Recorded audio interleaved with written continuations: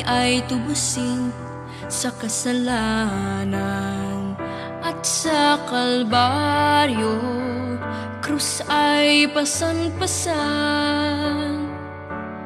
At ito sa iyo ang pagpapakuan. Kami ang dahilan, kaya't ika'y parurusahan, upang ang hantungan mo ay kamatayan.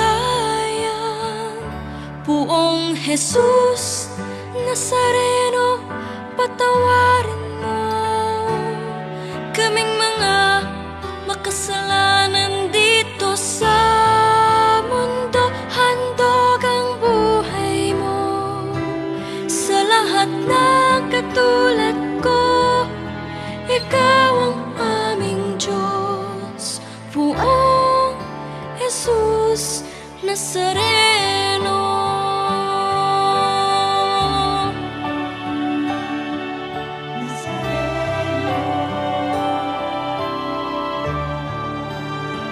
Sa mga pagsubok, kami ay gabayan, nang di na muling masadlak sa kasalanan. Patnubayan mo, ilawan ang daan, upang di mabulit sa kadiliman. Kami ang dahilan, kaya't ika'y parurusahan, upang ang hantungan mo ay kamatayan. Poong Jesus Nazareno, patawarin mo kaming mga makasalanan dito sa mundo. Handog ang buhay mo sa lahat ng katulad ko. Ikaw ang aming Diyos, Poong Jesus Nazareno. Ipapangako namin sa iyo kung tapat na susundin mga pangaral mo. Walang hanggang pagmamahal iaalay namin sa'yo. Ika'y nag-iisa, Poong Jesus Nazareno. Nazareno,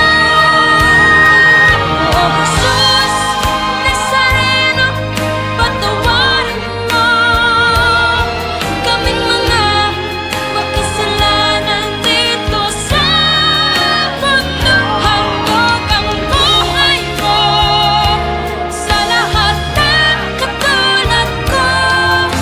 Ikaw ang aming Diyos, ang Diyos na manunubos. Ika'y nag-iisa, Poong Jesus Nazareno. Natin ang mahal na Poong Nazareno. Sige nga, isipin na lamang ninyo kung ordinaryong tao yan. Ano, maganda bang tingnan? Taong nagbubuhat ng malaking krus at alam mong ipapako sa krus. Mukhang pagod na pagod, mukhang hirap na hirap. Mayroon pang koronang wala kang makikitang ganda. Pero dahil sa yan ay ekspresyon ng sinasabi nga sa ating mabuting balita ng matinding pagmamahal ng Diyos o ng ating Panginoon. That love made the difference. Yun ang nagpaganda sa lahat. At ito mga kapatid, ang challenge ng ating pagdiriwang ngayon. Isa sa mga challenges ay tulad ng Panginoon, bigyan natin ng halaga, ng value. Mahalin natin. Gawin nating mahal ang mga krus sa buhay natin. In a sense na, wag lang natin itong tingnan bilang pahirap, pasakit, abala sa ating buhay. Isa po ito sa mga challenges o hamon ng ating pagdiriwang ngayon ng kapistahan ng mahal na Poong Jesus Nazareno. Ang itaas natin ang antas, ang halaga, bigyan natin ng halaga, mahalin natin kumbaga ang mga krus sa buhay natin. Upang ang sense ng mga krus sa buhay natin ay hindi lamang para pahirapan tayo, para abalahin tayo, para paiyakin tayo. Sapagkat mawawalan po ito ng kabuluhan at lalong hindi natin ito makakayanan. Kasi kung bibigyan po natin ito ng magandang kahulugan, hindi lamang sa hindi tayo masyadong mabibigatan, kundi matutulungan pa tayo nito ng mga krus na ito upang mas lalo tayong magdasal, maging mababang loob, at mas sumampalataya, mas magpuri sa Diyos. Natatandaan ko po dati noon, meron kaming dinalo na magkakaibigan. Kaibigan po namin na may seryosong karamdaman. Nagkakabiruan nga po kami pagkatapos kasi kami pang mga dumalaw na mga kaibigan niya, parang may taning na ang buhay. Samantalang siya itong may taning ang buhay. Yes. Ganun kalala ang sa kanya. Pero kami itong malungkot, kami itong very low ang energy, pero siya, very lively. Well, of course, siya ay nasa bandig ng karamdaman o kama ng karamdaman, kahiga lang. Pero very lively. Siya itong nagbibiro, siya itong nagtatawa. And I won't forget yung naging sagot niya sa akin sa comment kong, buti maganda ang disposition mo. Kasi ang sabi niya, Father, paano naman ako hindi magiging masaya kung alam kong kasama ko siya? Mga kapatid, ayaw ko nung sakit niya. Ang pangit para sa akin nung sakit niya. Pero gustong gusto ko kung papaano niya ito sinaliwa ng kanyang pagmamahal at pananampalataya sa Diyos. Kung papaano niya napuri at mas minahal ang Diyos sa pamamagitan nito. Mas minahal in a sense na mas lumutang ang kanyang pananampalataya at pagmamahal sa Diyos. At yun ang siyang nagpaganda ng paghihirap niya, ng sakit niya. Yung pagmamahal sa Diyos at pagmamahal ng Diyos na ikinabit niya.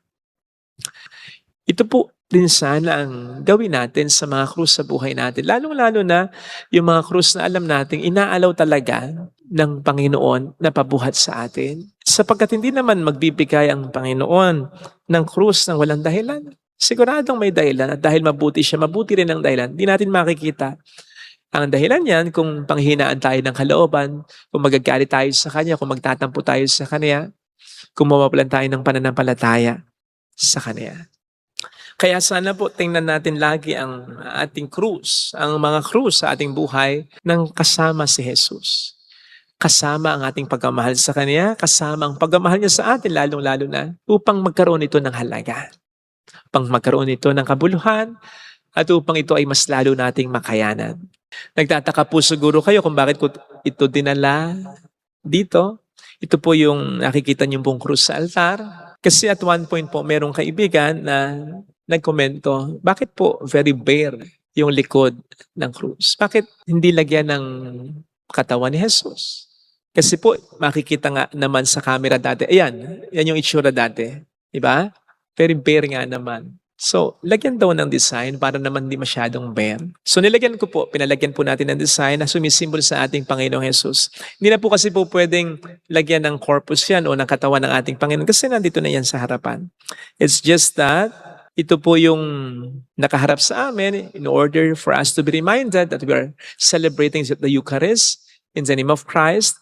At yan po sa inyo yung bare talaga kasi meron na kayong malaking krus sa harapan. Yun na yung nakaharap po sa inyo. Pero sa mas malalim na pagninilay, pwede nating isipin talaga na pangit talaga ang krus kung wala si Jesus. Pangit talaga ang krus kung wala si Jesus. As hindi natin makikita ang kahulugan nito. At hindi natin makakaya ang krus kung wala si Jesus. Kaya sana po, kung gagamitin din natin ang paglalarawang ito, sana kapag nakakita kayo ng bare na cross, imagine niyo lang po din na nandiyan din kayong nakapako sa krus dahil sa ating mga pinagdaraanan sa buhay. Pero makakayanan niyo ito sapagkat nandito lang din sa likod ninyo ang ating Panginoong Jesus, bearing the cross with you para mas makaya ninyo. Ito sana mga kapatid ang ating pagdasal sa ating banal na pagdiriwang upang anumang mga krus sa ating buhay ay ating makayanan at magkaroon ng kahulugan. Amen.